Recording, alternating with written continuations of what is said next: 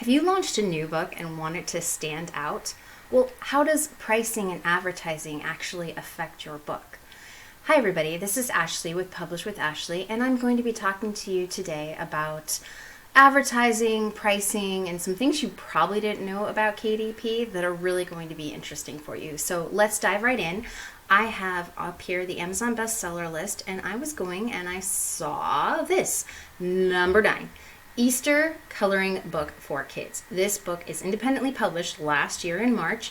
It is 66 pages. It is actually a full color book. You can see that when you look inside. It's at number 9, and number 9 in all the bookstore, right? It's selling a ton. Now, pricing. Look, it says $134. And you're thinking, I can't sell books for $134. Well, this publisher is not either. What they've actually done, when we go on the product page, you can see here that they are listing the price at $12.95. Amazon, when you put in your royalty, you're basically saying the price for the book. You're saying, this is how much royalty I want to receive. And Amazon guarantees that. So this author right here is super, super lucky because Amazon has an algorithm that goes through and says, what books are trending? What book do I think could sell a ton? Maybe they're trying to include it like, hey, you bought an Easter basket for a kid. Why not have this book? So they're promoting something and their algorithm decides what book that is. You can't tell Amazon or volunteer, say, hey, please let me. Now, I would love to have that happen in my books, but that's not how it is. You have to let Amazon do that. Their algorithm decides, and they put it on flash sale. And this lucky author is getting what they previously asked for, right? So as far as their royalty is concerned, it's selling for $12.95, but it's really Amazon's taking a loss, quite a bit of a loss. Was actually shocking to see this low, but what I was wondering is if you go down in the page, and Amazon's doing this new thing with video reviews. They have all these on-site video reviews that they're doing. And I was kind of wondering if, because this product had a lot of on-site product video reviews, and you can see they show up really well because this book is color.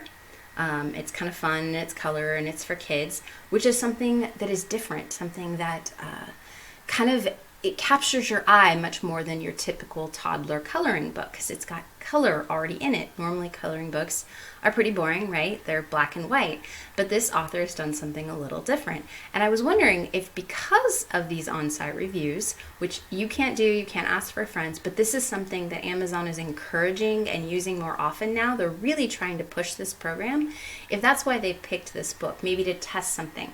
So you can't decide that, but what we do need to note is that if there are going to be more video reviews, people encourage to do video reviews, that really says that you have to make a quality book. Because if your book quality is low and it's shown on these video reviews, you're going to not stand out. It's going to be the opposite effect, right? But if you can do something unique and different, like this author has done with using color in a coloring book, to really try and get kids engaged in this Easter activity book, then they're going to sell more. Now, I'm going to say this is totally because of price, but you can see how price drastically affects book sales. This author's lucky you can't get yours this low, but what I did want to look at is let's look at advertising and price points. All right, so I have Easter coloring books up here, and we are going to go to this one. So this one was just published this year in February. It's got 74 pages. It's at 15,000, and all these up here, all these 4 are sponsored. So you can see they have pretty good ranks. This one's at 15. This one's not. Now, if I'm going to critique, it's probably because I guess for this one, it's the background isn't as cute. This character is so cute, but the background isn't for some reason. And I would say probably a better font would probably be good for this. Like a more, see how these are like bubbly or kids or, I don't know. I think that would really help it stand out because this character is super cute. This looks very typical as far as like the store when you go and buy a coloring book. So that says, it talks to people. It was independently published, well, let's see, last year. This one was published this year, just in February, and this one was just published in January of this year. So all of these, except for one, is pretty much a new book, but you can see that they are selling pretty well, and it is most likely due to advertising. Now, how does price figure into that? Well, this one is at $6.99 and at $10,000, but this is at $5.99 at $15,000. So pricing can make a difference. This one is at $4.79. That's a pretty low price, and it is still at $71,000 and sponsored. You know, I don't know. It's kind of, what are you looking for? To me, this looks very to the store. This one looks a little more cutesy stylized. If I'm buying something on Amazon, it kind of depends. I might want to get something I can't get at a supermarket. This kind of just reminds me of that. Not that that's bad, and I'm not sure if that's exactly what is affecting why people buy this, but it does beg to, like, when you think about that, you think, okay, what does someone come to mind when they see your cover? Those are kind of the things that come to mind. Is, you know, could I buy this at a store? Could I buy this at a supermarket? That sort of thing. And if they can, that's not actually a bad price point. That's about what I would expect to pay at a store. Now, Amazon, I always do expect to pay a little more just because I get shipping, it comes to my door.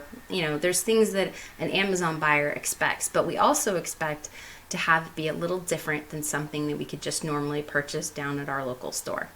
Now, I think advertising can really boost your sales. You've just got to be very intentional about advertising. I advertise new books, but I also pick and choose my battles in the sense of, what am I specifically going for? These are specifically going for Easter toddler. So when you make a book and you want to advertise it, really consider who your audience is and be very specific in your niche. And that can really help keep the cost of advertising down. But in something like Easter, which is it is a big seller and a big trending thing right now, it's going to be more expensive to advertise. But you need to consider that in. If you get a lot of sales, then you are going to be doing really well, as obviously these books are. Let's look a little bit down here. Oh, here's another one selling for a really low price point at $3,000. I wonder if this is another Amazon sale. Here's another really cute one. Okay, here's something that I really wanted to show you. This one, when I was looking for Easter, I have seen advertised. On this apparently page, it did not win the bid, but because it's been selling so well, Amazon is starting to put it on the page, the first page, without being charged for the advertising, right? So that is actually key. What you really want to start doing is putting ads out there and getting it showing up and then getting purchases so that it'll show up on the first page without actually having to have it advertised, right? It does not need to be a sponsored ad. That is something that is really great. Let's see, what else do I want to go through and show you?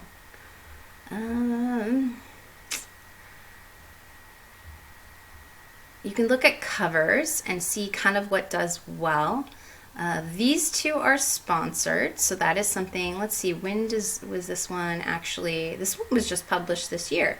So again, you can see how pricing, it's at $112,000, and actually some advertising. So they've bid a lot less. That's why it's not like way up at the top of the page. But that is a strategy you can do. You can bid less and try and get your book on the page so that the first page, people will scroll down and look. I always do. I at least look at the first page and see what's on there. But pricing can make a difference. You can see this is a really popular niche because almost everything on this on this page here has like 20,000, 100,000, 300,000. This is a really, really popular niche.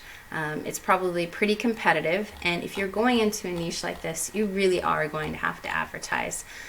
New books in a big niche like this, advertising really makes a huge difference. So would I advertise a new book? Yes. Am I careful about what I advertise? Yes. I would probably niche down and be very specific as to what I was going to advertise. Something like Easter coloring book for toddlers. I would really hone in on my very targeted audience because that niche is going to be cheaper than just say Easter coloring books for kids. But if I'm really honing down on who my audience is, which is toddlers, a very simpler book, then I would really make sure that's what I would advertise to. I wouldn't use all the other things. The other things I would do is advertising. I would actually look at these pages, this first page or two, and see what is selling really well. And I would do ads specifically on these pages. So let me go over here. Let's scroll down here. Frequently bought together, small trash bags, that's kind of funny. But see here where it says products related to this search. So if you do product ads, then you will get on these, like all these product page ads are down here. And these ones tend to be a lot cheaper than the first page ads. So I do a lot of product-based ads where I say, okay, I'm making an Easter coloring book for toddlers. I'm going to find all the Easter coloring book pages for toddlers and do basically add that product to my product-based ad. These are good ones too, related topics. So if I was doing an Easter coloring book, I would actually put mine on just like this, the I Spy Easter. So this I Spy Easter book it's in a similar vein, right? It's still toddler, it's Easter, they're all kind of related. So I would also look at products that are related in the sense that it's the same people I'm going for, something that's Easter and something that's toddler and that they would enjoy, okay?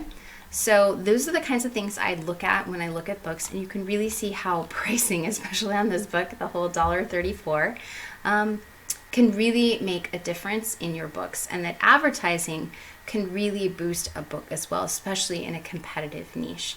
Now, I'm always conservative in my ads. I always start lower and then start to bid higher.